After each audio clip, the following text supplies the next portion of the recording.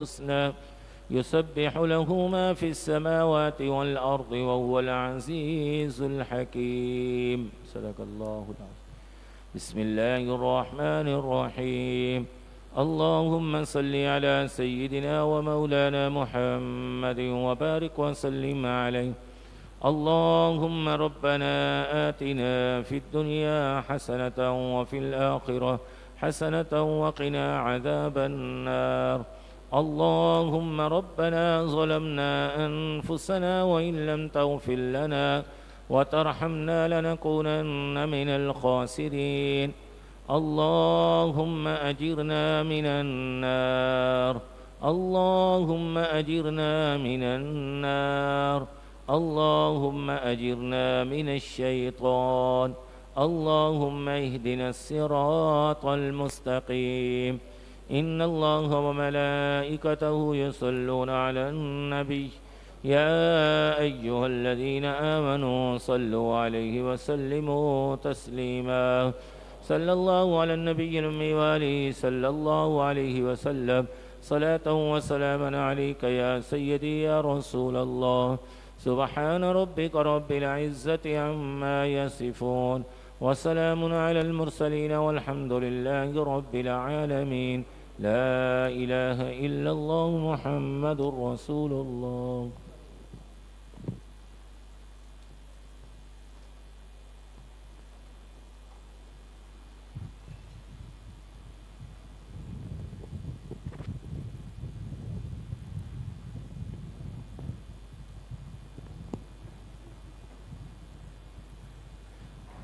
نحمده ونصلي ونسلم على رسوله الكريم. أما بعد فأعوذ بالله من الشيطان الرجيم. بسم الله الرحمن الرحيم. إن الله وملائكته يصلون على النبي يا أيها الذين آمنوا صلوا عليه وسلموا تسليما. اللهم صل على سيدنا ومولانا محمد معدن الجود والكرم وآله وصحبه وبارك وسلم صلاة وسلاما عليك يا سيدي يا رسول الله صلى الله عليه وآله وسلم.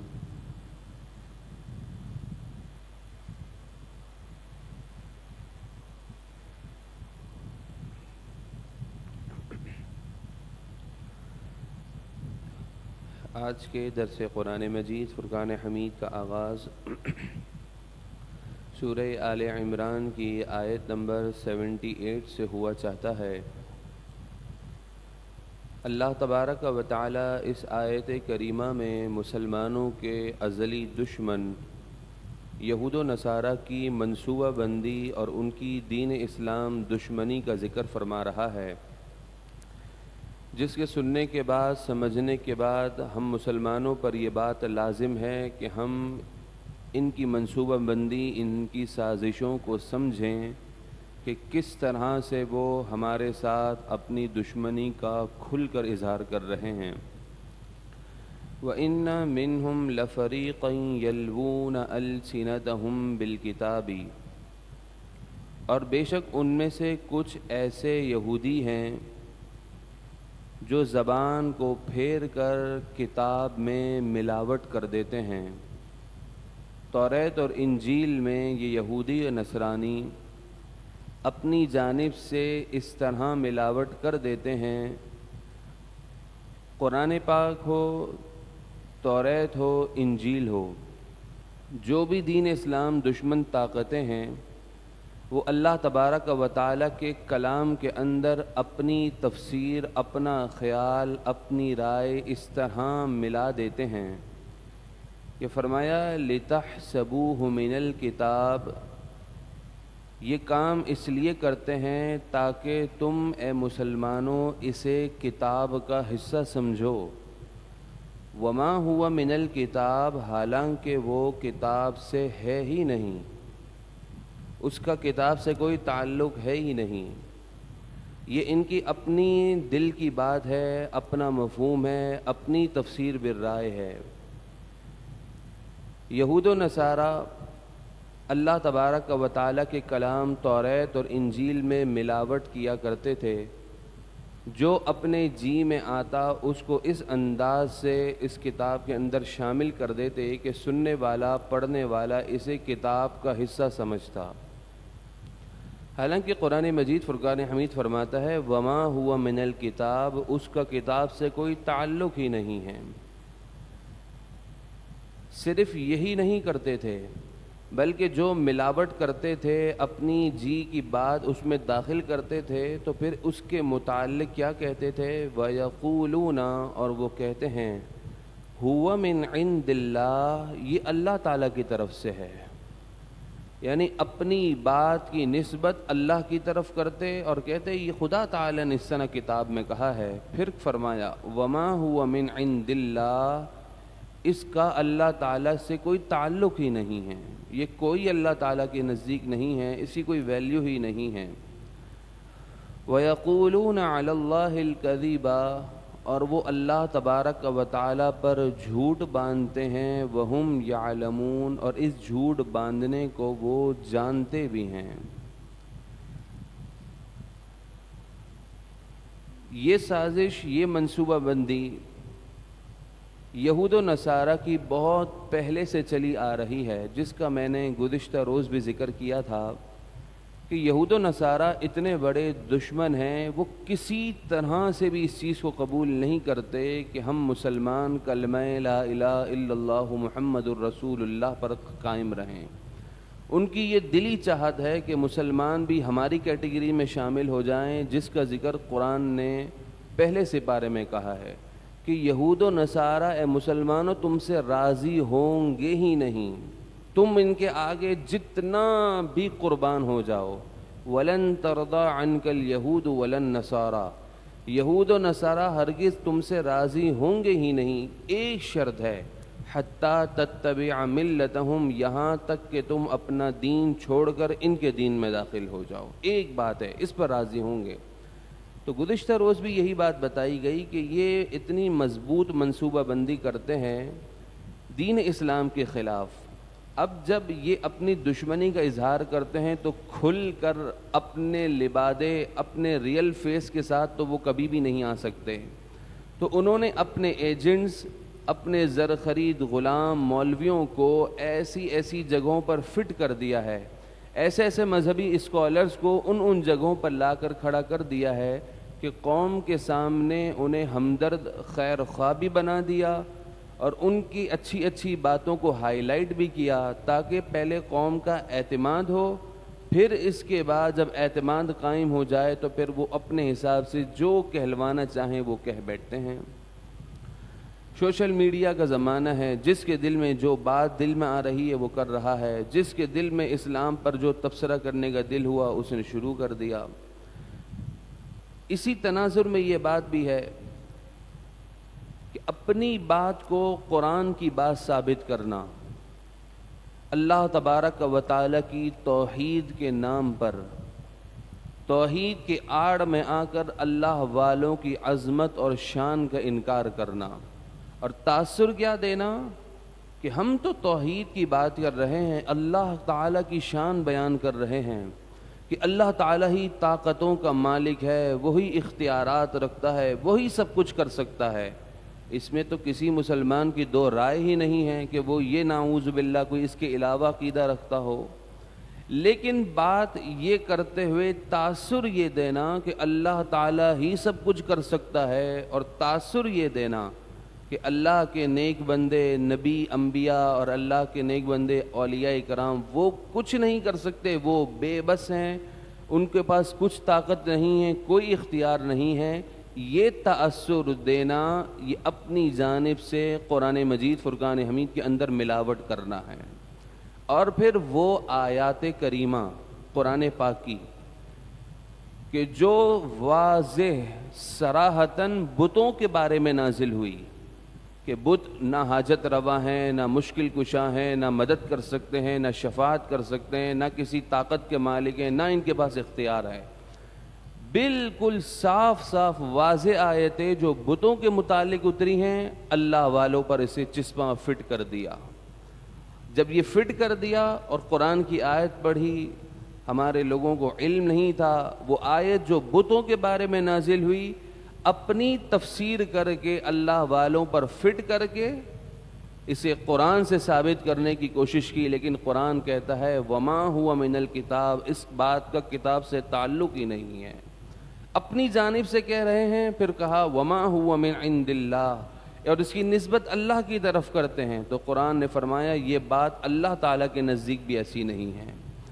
اس سلسلے میں مسلمانوں کو سوچنا چاہیے، ان دشمنان اسلام کی منصوبہ بندیوں کو اور ان کی سازشوں کو پرکھنا چاہیے۔ اللہ تعالی ہم سب کے ایمانوں کی حفاظت فرمائیں۔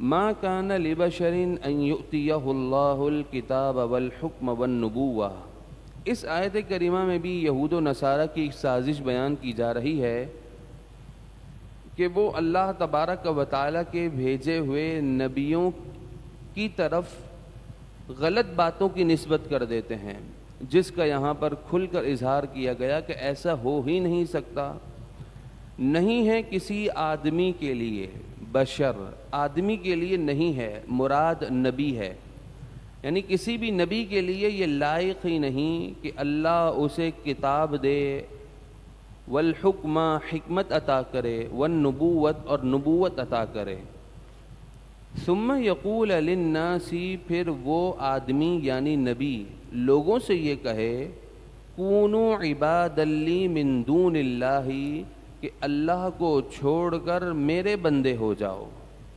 کوئی نبی یہ کام کر ہی نہیں سکتا، اللہ تعالیٰ نے اسے کتاب و حکمت اور نبوت عطا کی ہو، اور وہ اس نبوت کے مل جانے کے بعد لوگوں سے یہ کہے کہ اب خدا میں ہوں، رب خدا نہیں ہے۔ کوئی بھی نبی یہ بات کر ہی نہیں سکتا، لیکن یہ یہود و نصارہ اتنے جری ہو چکے ہیں کہ اتنا بڑا دعویٰ نبی کے نام پر کر دیتے ہیں کہ نبی نے تو ہمیں سی تعلیم دی ہے۔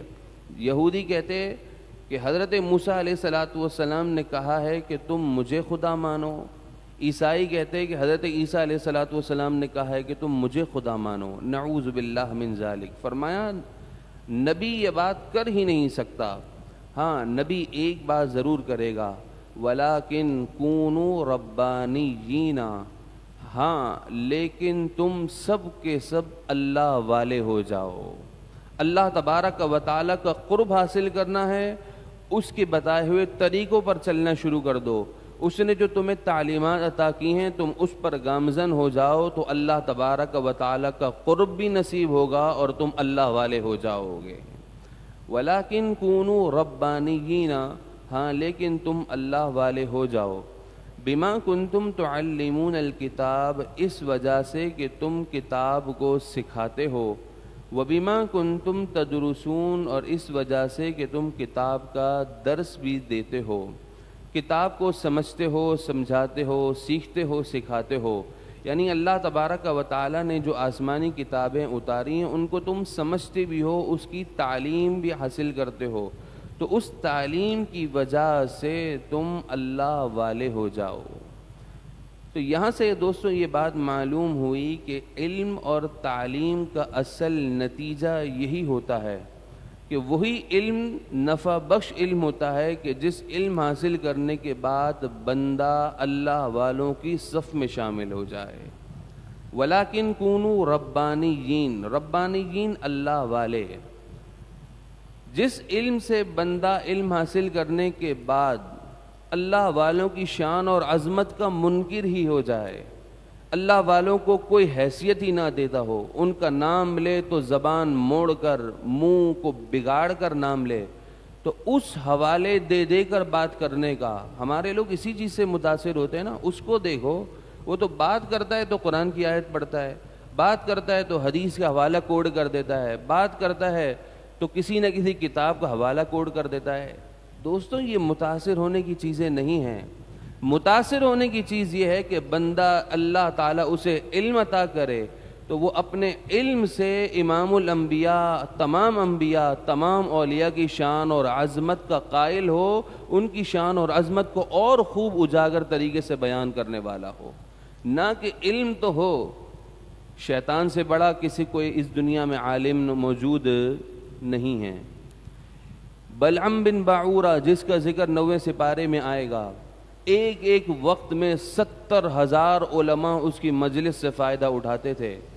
زمین پر بیٹھ کر آسمان پر نگاہ کرتا تھا تو عرش کی تحریریں پڑھ لیا کرتا تھا، لوح محفوظ میں کیا لکھا ہے وہ پڑھ لیتا تھا، لیکن اس کا انجام کیا ہوا؟ اتنا علم رکھنے کے بعد بھی اسے اس کا علم نہ بچا سکا۔ علم بچتا ہے اسی وقت جب بندہ اللہ والوں کے دامن سے جڑ جاتا ہے۔ اب اگر کوئی اللہ والوں کے خلاف بکواسات کرے تو یاد رکھیے گا اس کا ہم مسلمانوں سے تعلق بالکل بھی نہیں ہے۔ وَلَا يَأْمُرَكُمْ أَن تَتَّخِذُوا الْمَلَائِكَةَ وَالنَّبِيِّينَ أَرْبَابًا، اور نہ ہی یہ بشر یعنی نبی تمہیں حکم دیں گے کہ تم فرشتوں اور نبیوں کو خدا ٹھہرا لو۔ یہ بشر، یہ نبی تمہیں کبھی بھی اس بات کا حکم نہیں دیں گے۔ اَيَأْمُرُكُمْ بِالْكُفْرِ بَعْدَ إِذْ أَنْتُمْ مُسْلِمُونَ، تو کیا وہ تمہیں تمہارے ایمان کے بعد، مسلمان ہونے کے بعد کفر کا حکم دیں گے؟ نبی کبھی بھی یہ کام نہیں کر سکتے کہ بندہ مسلمان ہو اور پھر اس کے مسلمان ہونے کے بعد اسے کفر کا حکم دیں، کفر کی دعوت دیں۔ نبی کبھی بھی یہ کام نہیں کر سکتے۔ وَإِذْ أَخَذَ اللَّهُ مِيثَاقَ النَّبِيِّينَ، یہ وہ آیت کریمہ ہے کہ جس آیت کریمہ میں اللہ تبارک و تعالی نے ہمارے پیارے محبوب علیہ الصلاۃ والسلام کو تمام انبیاء پر فضیلت عطا فرمائی ہے۔ یہ آیت کریمہ نبی پاک علیہ الصلاۃ والسلام کی شان و عظمت کا کھلا منہ بولتا ثبوت ہے۔ جن لوگوں کو اس بات سے چڑ ہے کہ تم اس بات کی دلیل لاؤ کہ حضور علیہ الصلاۃ والسلام کی شان اور عظمت کا ذکر قرآن میں کہاں موجود ہے، تو یہ آیت کریمہ اس بات کے لیے بالکل کافی و شافی دلیل ہے کہ اللہ تبارک و تعالی نے خود اپنے نبی کی شان اور عظمت انبیاء علیہ الصلاۃ والسلام کے مابین بیان فرمائی ہے۔ وَإِذْ أَخَذَ اللَّهُ مِيثَاقَ النَّبِيِّينَ، اور یاد کرو اللہ تبارک و تعالی نے جب نبیوں سے خوب پختہ وعدہ لیا۔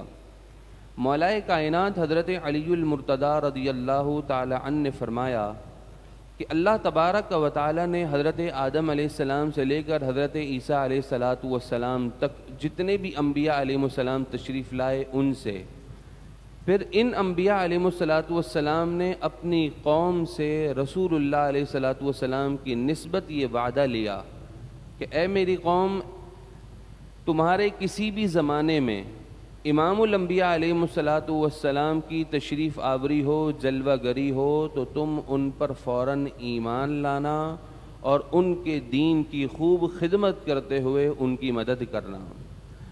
اللہ تبارک و تعالی نے یہ وعدہ انبیاء علیہ الصلاۃ والسلام سے عالم ارواح میں لیا۔ تمام انبیاء علیہ الصلاۃ والسلام کی روحوں کو جمع کیا گیا، اور یاد کرو جب اللہ تبارک و تعالی نے ان پیغمبروں سے وعدہ لیا، لما آتیتکم من کتاب و حکمہ، کہ جو میں نے تمہیں کتاب اور حکمت عطا کی ہے، ثم جاءکم رسول مصدق، پہ اے نبیوں تمہارے پاس ایسا رسول صلی اللہ علیہ وآلہ وسلم تشریف لائیں، مصدق لما معکم، کہ جن کی شان یہ ہے کہ بعثت کے اعتبار سے تو یہ آخری ہیں، لیکن تم سے پہلے جتنے بھی رسول گزرے اور تمہارے پاس جو کتابیں آئی ہیں وہ نبی بعد میں آنے کے بعد بھی ان تمام چیزوں کی تصدیق فرمانے والے ہیں۔ تو اے گروہ انبیاء علیہ السلام، لتؤمنن بہ، ضرور بالضرور تم اس نبی، اس رسول پر ایمان لانا، وَلَتَنْصُرُنَّهُ، اور ضرور بالضرور تم ان کی مدد کرنا۔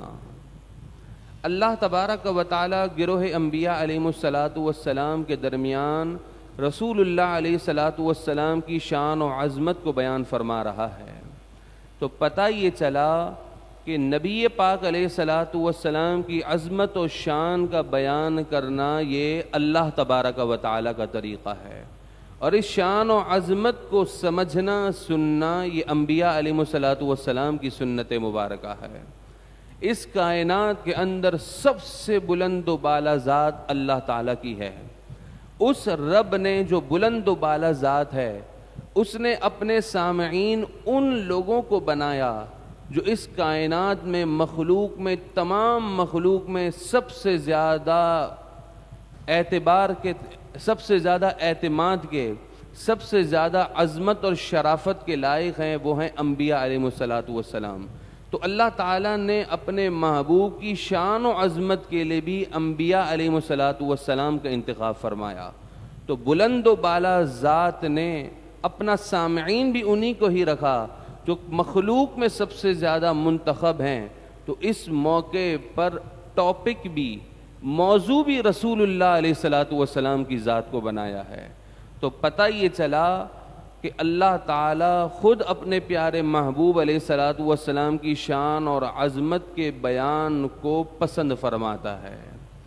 پھر یہ بیان کا پسند کرنا بھی اس لیول پر ہے کہ انبیاء علیہ الصلاۃ والسلام کے مابین حضور علیہ الصلاۃ والسلام کا تذکرہ کیا جا رہا ہے۔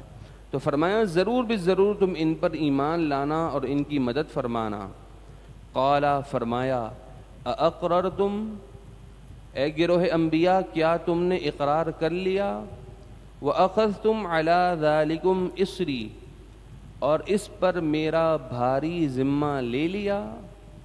اللہ تبارک و تعالی نے جب یہ بات کہی، قالوا، تمام انبیاء نے کہا، اقررنا، قالوا اقررنا، سب نے عرض کی ہم نے اس وعدے کا اقرار کر لیا، ہم ایسا ہی کریں گے مالک جیسا تو نے ہمیں بتایا ہے۔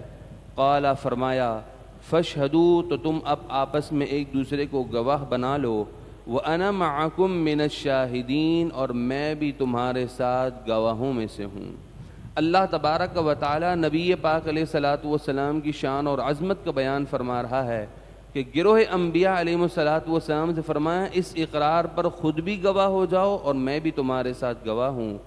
ہاں، فمن تولی بعد ذالک، انبیاء علیہ الصلاۃ والسلام سے کوئی خطا کبھی بھی ہو ہی نہیں سکتے، وہ تو گناہوں سے معصوم ہیں، پاک ہیں، لیکن اس کے باوجود بھی نبی پاک علیہ الصلاۃ والسلام کی شان اور عظمت اس قدر بلند و بالا ہے کہ اللہ تعالیٰ ان گروہ انبیاء سے فرما رہا ہے، بس جو اس وعدے کے بعد پھر گیا، فمن تولی بعد ذالک، اس وعدے کے بعد جو پھر گیا، جس نے اس وعدے سے روگردانی کی، نافرمانی کی، حالانکہ انبیاء کر ہی نہیں سکتے، وہ تو اس کام سے پاک ہی ہیں، ان سے گناہ ہو ہی نہیں سکتا، لیکن فرمایا جب بھی نبی پاک علیہ السلام کی شان اور عظمت اتنی بلند ہے کہ فرمایا جس نے اس کے بعد یہ کام کیا، روگردانی کی، فَأُولَئِكَ هُمُ الْفَاسِقُونَ، تو پھر یہی لوگ نافرمان ہیں، فاسق ہیں۔ أَفَغَيْرَ دِينِ اللَّهِ يَبْغُونَ، تو کیا وہ اللہ تبارک و تعالیٰ کے دین کے علاوہ کوئی اور دین پسند کرتے ہیں؟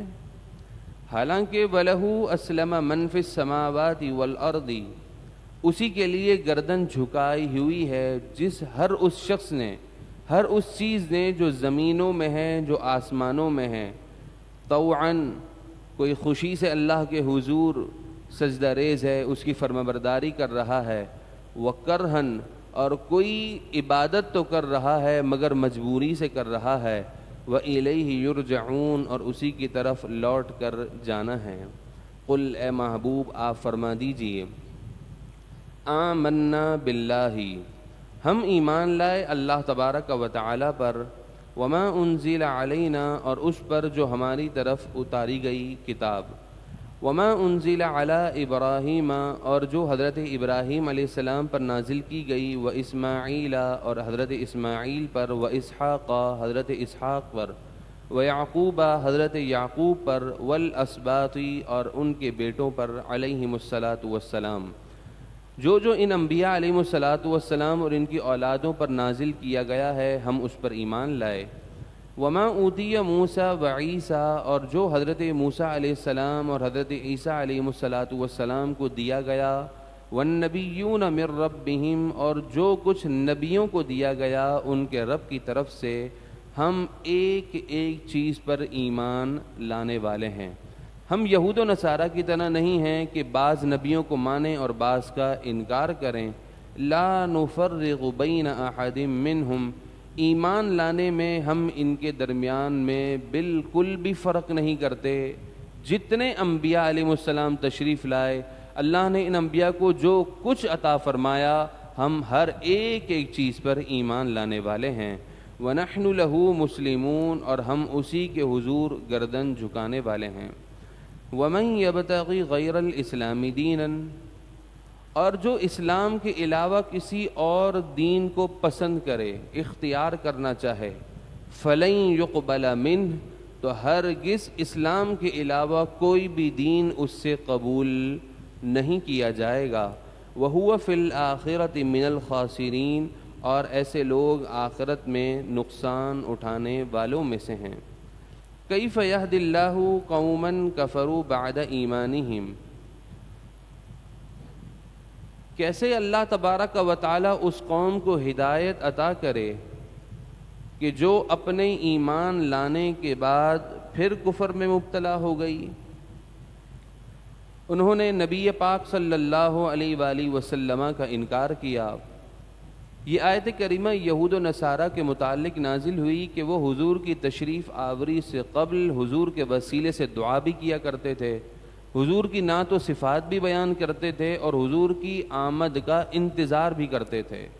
لیکن جب نبی پاک علیہ السلام تشریف لائے تو اب ہونا یہ چاہیے تھا کہ وہ حضور آئے، حضور کو تسلیم کر لیتے، مان لیتے، ایمان لے آتے، لیکن انہوں نے نبی پاک علیہ السلام کا حسد کی بنا پر انکار کیا۔ تو فرمایا جو سب کچھ جانتا ہے اس کے بعد بھی وہ کفر اختیار کرتا ہے تو اللہ اس قوم کو کیسے ہدایت دے۔ وَشَهِدُوا، حالانکہ یہ لوگ گواہی دے چکے ہیں، انہیں معلوم ہے، ان الرسول حق، کہ بے شک یہ رسول نبی پاک علیہ السلام سچے ہیں۔ وَجَاءَهُمُ الْبَيِّنَاتُ، اور ان لوگوں کے پاس روشن نشانیاں بھی آ چکی تھیں، یعنی معجزات انبیاء علیہ السلام، لیکن اس کے باوجود بھی وہ ایمان نہ لائے۔ واللہ لا یہدی القوم الظالمین، اور اللہ ظالموں کو ہدایت عطا نہیں کرتا۔ اولئک جزاؤہم، اللہ تبارک و تعالی اپنے پیارے محبوب علیہ السلام کی عظمت و شان کے معاملے میں ہمیشہ بڑی غیرت کا اظہار فرماتا ہے۔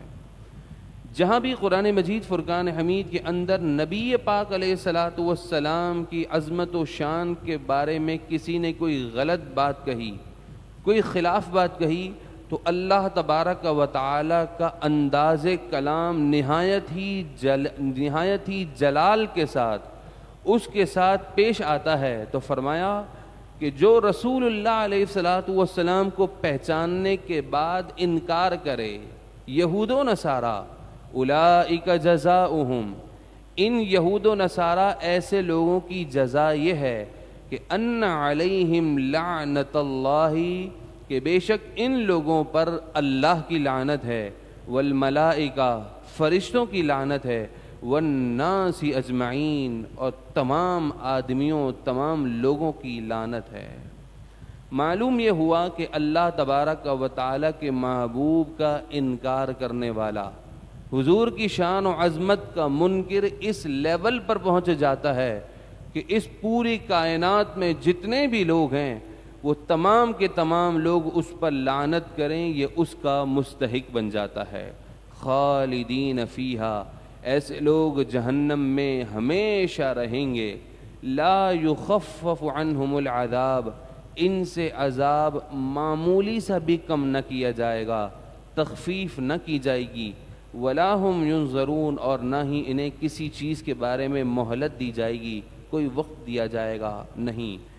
ہاں الا الذین تابوا، مگر ان یہودیوں اور ان نصرانیوں اور ان دین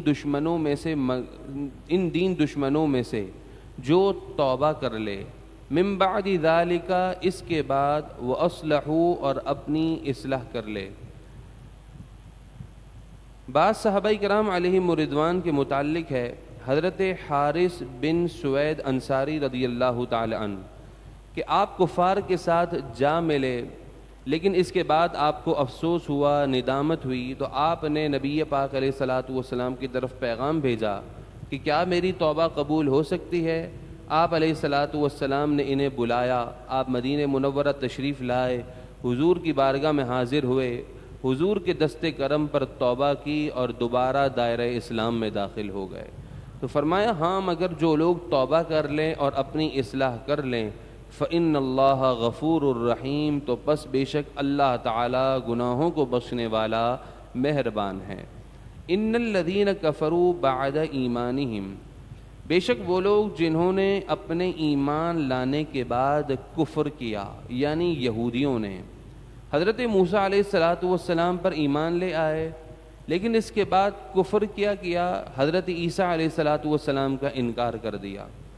ثم ازدادوا کفراً، پھر اپنے کفر میں اور پختہ ہو گئے اور بڑھ گئے اور زیادتی ہو گئی ان کے کفر میں، کہ جب نبی پاک علیہ السلام کی تشریف آوری ہوئی تو پھر حضور علیہ السلام کا بھی انہوں نے انکار کر دیا۔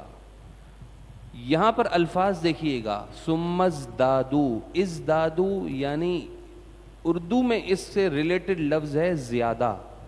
ثم ازدادوا کفراً، ثم مانے پھر، ازدادوا وہ زیادہ ہو گئے، کفراً اپنے کفر میں۔ تفسیر میں ہے کہ حضور کا انکار کرنے کی وجہ سے، تو پتہ یہ چلا جو حضور کا انکار کرتا ہے وہ پکا کافر ہو جاتا ہے، اور جو حضور کی عظمت و شان کا اقرار کرتا ہے، حضور کی شان و عظمت بیان کرتا ہے، وہ سچا پکا مسلمان ہو جاتا ہے، وہی سچا پکا توحیدی ہو جاتا ہے۔ تو فرمایا ثم ازدادوا کفراً، پھر وہ اپنے کفر میں اور بڑھ جائے، تو فرمایا لن تقبل توبتہم، تو ہرگز ایسے لوگوں کی توبہ قبول نہ کی جائے گی۔ وَأُولَئِكَ هُمُ الضَّالُّونَ، اور یہی لوگ گمراہ ہیں۔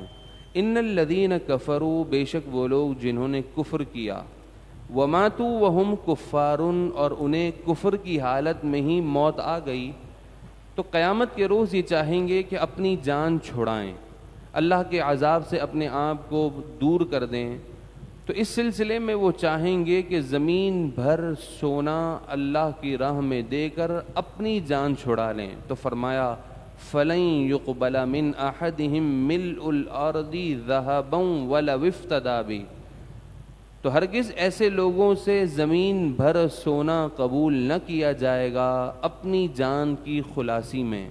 وہ چاہیں گے کہ اپنی جان چھڑانے کے لیے زمین بھر سونا دے دیں، تو قرآن کہتا ہے فَلَن يُقْبَلَ، کسی ایک سے بھی یہ چیز، یہ آفر نہ لی جائے گی، قبول نہ کیا جائے گا۔ أُولَئِكَ لَهُمْ عَذَابٌ أَلِيمٌ، یہی وہ لوگ ہیں ان کے لیے دردناک عذاب ہے۔ وَمَا لَهُم مِّن نَاصِرِينَ، اور ان کا کوئی بھی مددگار نہیں ہے۔ اللہ تبارک و تعالی ہم تمام کے ایمانوں کی حفاظت فرمائیں، اور ہم تمام کو نبی پاک علیہ الصلاۃ والسلام سے سچی الفت اور وفا عطا فرمائیں۔ الحمدللہ رب العالمین، والصلاۃ والسلام علی اشرف الانبیاء والمرسلین۔ اے رب کریم، اے مالک و مولا، اے پروردگار، ہم تمام کی حاضری کو اپنی بارگاہ میں قبول اور منظور فرما۔ اے مالک و مولا، ہمارے صغیرہ کبیرہ گناہوں کو معاف فرما۔ اے مالک و مولا، اپنے فضل و کرم سے ہمارے گناہوں کو نیکیوں سے تبدیل فرما۔ اے رب کریم، اے مالک، اے پروردگار، نبی پاک علیہ الصلاۃ والسلام کے لعاب مبارک کے صدقے بیماروں کو شفا عطا فرما۔ اے مالک و مولا، جس مقصد اور نیت کے ساتھ یہاں حاضری ہوتی ہے، مالک اس نیت میں کامیابی عطا فرما۔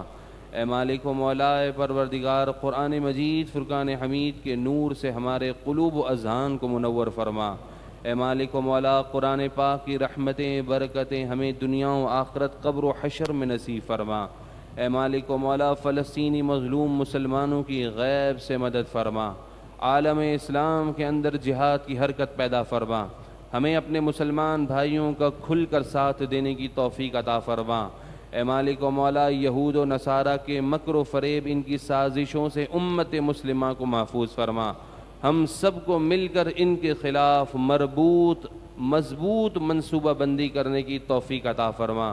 اے مالک و مولا، عالم اسلام میں مسلمان جہاں کہیں آرام فرما ہیں، جہاں کہیں رہ رہے ہیں، بس رہے ہیں، اے مالک و مولا تمام کی جان و مال، عزت و آبرو کی حفاظت فرما۔ اے مالک و مولا، اے پروردگار، جتنے پریشان حال ہیں سب کی پریشانیوں کو دور فرما۔ اے مالک و مولا، اے پروردگار، جتنے حاضرین ہیں جو انٹرنیٹ پر سماعت کر رہے ہیں، اے مالک و مولا سب کی دلی جائز تمنا پوری فرما۔ اے مالک و مولا، جو بے روزگار ہیں انہیں حلال روزی نصیب فرما، جو صاحب روزگار ہیں ان کی روزیوں میں برکت نصیب فرما۔ اے مالک و مولا، اے پروردگار، ہم تمام کی تمام دعائیں، تمام آرزوئیں، تمام التجائیں اپنی پاک بارگاہ میں قبول اور منظور فرما۔ اے مالک و مولا، ہمارے ایمانوں کی حفاظت فرما۔ اے مالک و مولا، ہمارے ایمانوں کی حفاظت فرما۔ مرتے وقت ہمیں کلمہ طیبہ نصیب فرما۔ نبی پاک علیہ الصلاۃ والسلام کے جلووں میں موت عطا فرما۔ اے مالک و مولا، بد عقیدگی سے ہم سب کو محفوظ فرما، بد عقیدہ لوگوں کی صحبت سے محفوظ فرما، بد عقیدہ لوگوں کے ساتھ یاریاں دوستیاں ڈالنے سے ہم سب کی حفاظت فرما۔ آمین آمین ثم آمین بجاہ النبی الامین صلی اللہ علیہ وآلہ وسلم برحمتک یا ارحم الراحمین۔ مولاي صل وسلم دائما أبدا على حبيبك خير الخلق كلهم يا ربي بالمصطفى بلغ مقاصدنا واغفر لنا ما مضى يا واسع الكرم مولاي صل وسلم دائما أبدا على حبيبك خير الخلق كلهم وصلى الله تعالى على خير خلقه محمد وعلى آله وأصحابه أجمعين برحمتك يا أرحم الراحمين۔